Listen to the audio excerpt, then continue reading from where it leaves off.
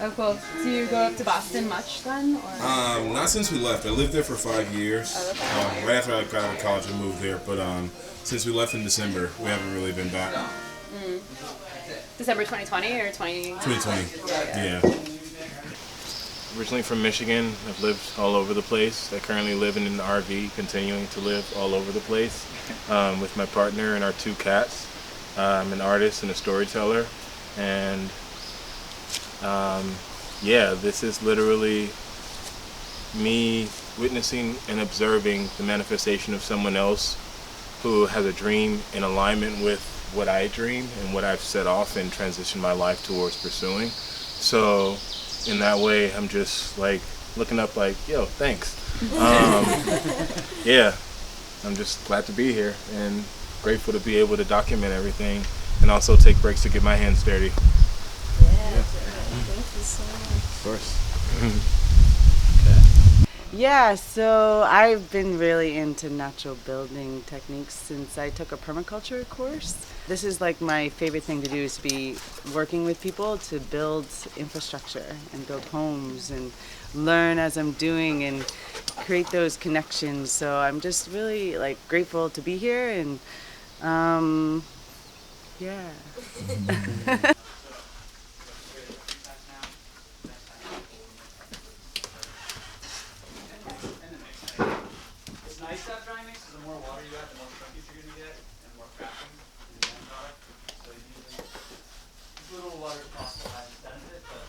Do this side too? Yep. So we got our apprenticeship. Where's fighting? Yes.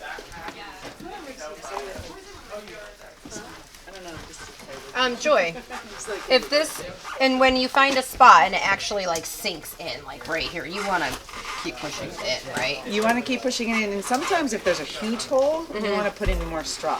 Oh, okay.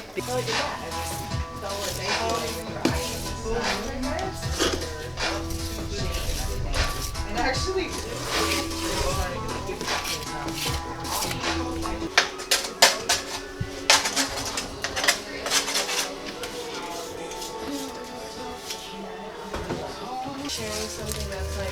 So where'd you learn how to do all this?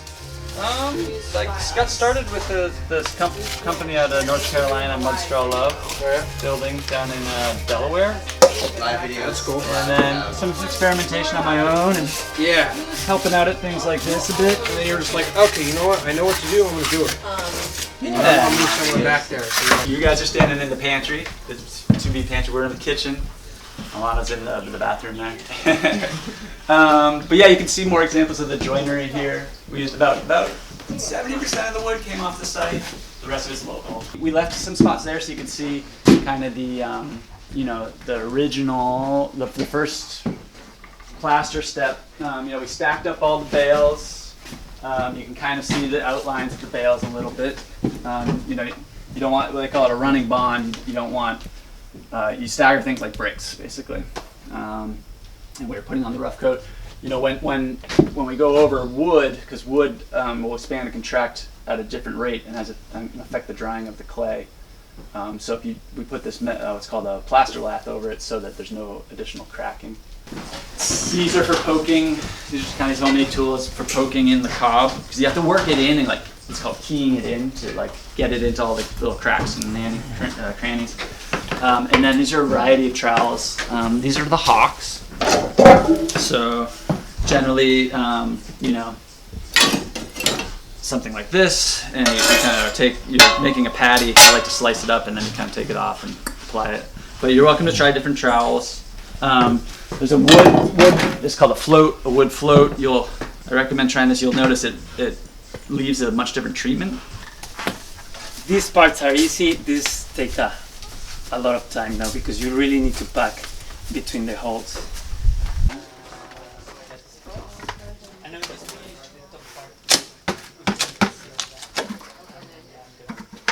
The big one's out first.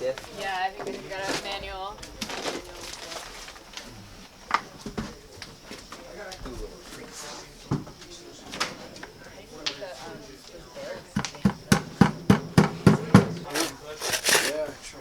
get 2 pair. Okay. Not so bad, but No. I'll get into it for a while.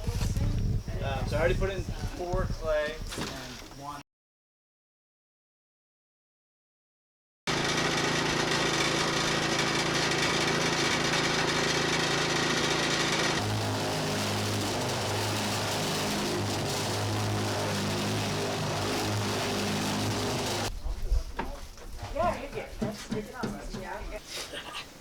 I think she's learning she can trust other people with that. I can't believe that really he used just it picked her up, no problem. I know. This is pretty huge. Usually, Yeah, you know the other folks are here to help you. yeah, we're nice people, yo.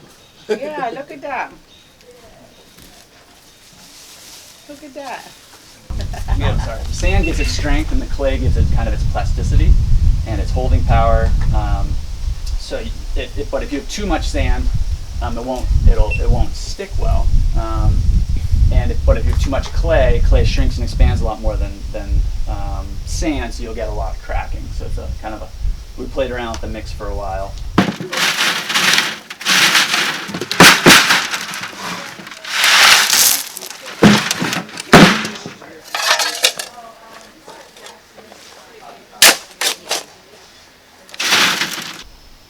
Yeah, let's see. I don't know. That's a really good question. I think there's myths on either. There's the myths from the enthusiasts who are like trying to do it, and then there's myths from the kind of more traditional, conventional, let's say, building kind of industry.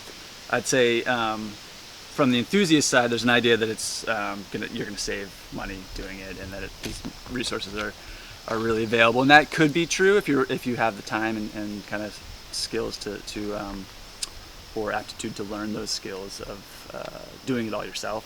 But the labor involved is certainly extensive, and generally the savings you make in material costs are offset to be about equal, or maybe even a little more by the time and labor that goes into natural building.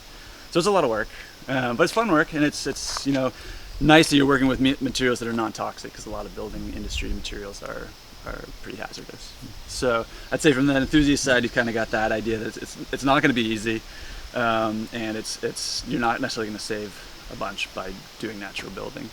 And then from the building science sort of angle, there's a lot of people worried about fire, a big thing with this specifically with straw bale, but it's really and then like rodents and pests in your walls, and both of those are kind of a non-issue with it, because like hay bales, or no, I'm sorry, not hay. That's another. It's not hay, it's straw. That's often a misconception, which are two different things. But straw bales they're so dense that it's like trying to burn a phone book. There's no oxygen, so it just kind of smolders itself out. A wood framed house, a stick frame kind of house is way more likely to have a bad house fire than a straw bale house. And then rodents, there's no. Also, again, you're like a stick frame house, traditional. You're creating these highways for animals to travel through your walls. I grew up listening to mice in our walls all the time. But with a straw bale, again, they can't travel that easily through the walls, and it's straw, not hay, and there's no food value to straw. So they're not looking to eat your walls like some people might think.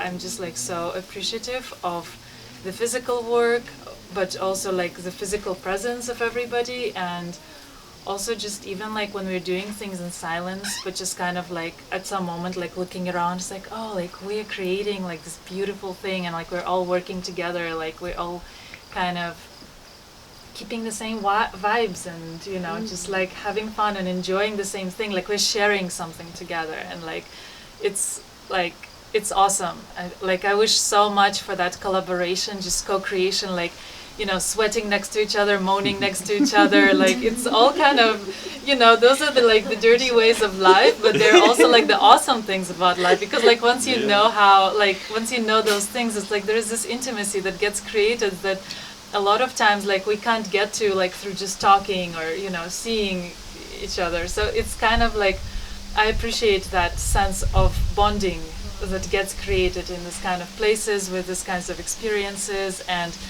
the beauty all around. So I'm so grateful for you guys organizing it, for you having the place, for inviting us here. It's just magical. And thank you all so much for being here. We're going to be continuing to do this for the next couple months. So there's a green roof going in, there'll be earthen floors going in. So there'll be other kind of cool systems, and if you want to come back, I'll be sure to get my number, and we could use the help, and I would love to share the experience.